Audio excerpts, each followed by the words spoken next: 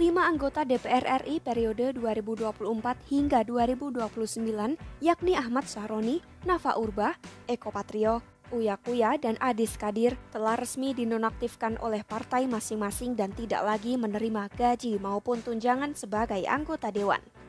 Kebijakan ini diambil karena pernyataan dan sikap mereka dianggap menyakiti hati masyarakat serta memicu gelombang protes publik hingga demonstrasi besar di berbagai wilayah. Bagaimana keputusan ini akhirnya diberlakukan? Awalnya, meski sudah dinonaktifkan, publik masih mempertanyakan status gaji dan tunjangan para anggota DPR tersebut. Hal ini karena pasal 19 ayat 4 Peraturan DPR nomor 1 tahun 2020 tentang tata tertib menyebutkan bahwa anggota yang diberhentikan sementara tetap berhak atas gaji pokok dan sejumlah tunjangan mulai dari tunjangan keluarga, jabatan, komunikasi hingga tunjangan beras. Menanggapi hal itu, fraksi Partai Nasdem meminta agar DPR RI menghentikan semua bentuk gaji, tunjangan, serta fasilitas bagi Ahmad Sahroni dan Nafa Urbah. Ketua fraksi Nasdem Victor Bungtilo Laiskodat pada Selasa 2 September 2025 menegaskan langkah ini sesuai dengan status nonaktif yang disematkan partai kepada kedua kadernya sebagai bentuk penegakan disiplin dan integritas partai. Fraksi PAN juga mengambil sikap serupa.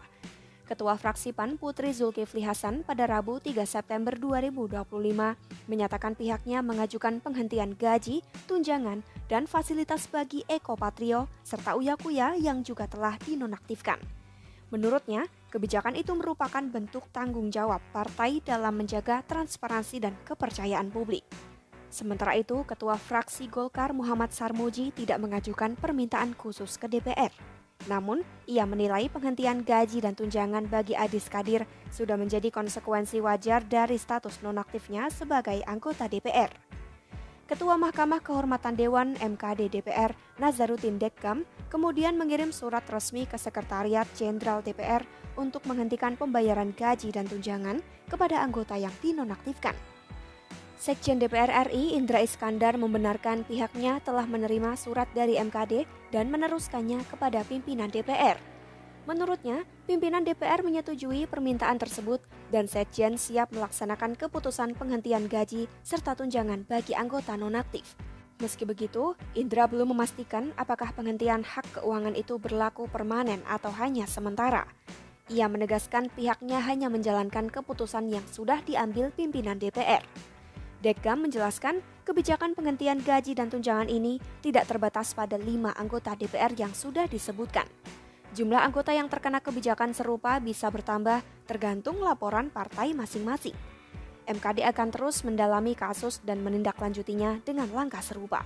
Ia menambahkan mekanisme penonaktifan disampaikan partai politik ke pimpinan DPR dengan tembusan ke MKD. Dari laporan itu, MKD kemudian mengajukan permintaan kepada Sekretariat Jenderal DPR agar menghentikan sementara gaji dan tunjangan anggota yang dinonaktifkan.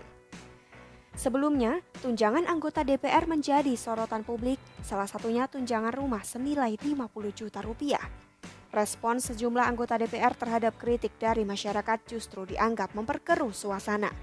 Alih-alih meredam, klarifikasi yang mereka lontarkan malah memicu kemarahan yang lebih besar.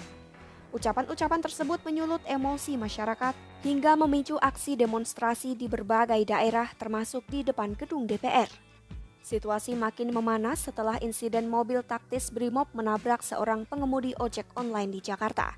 Akibatnya, partai masing-masing akhirnya memutuskan untuk menonaktifkan 5 anggota DPR yang dinilai memperburuk keadaan dengan pernyataan mereka. Download Tribun X sekarang.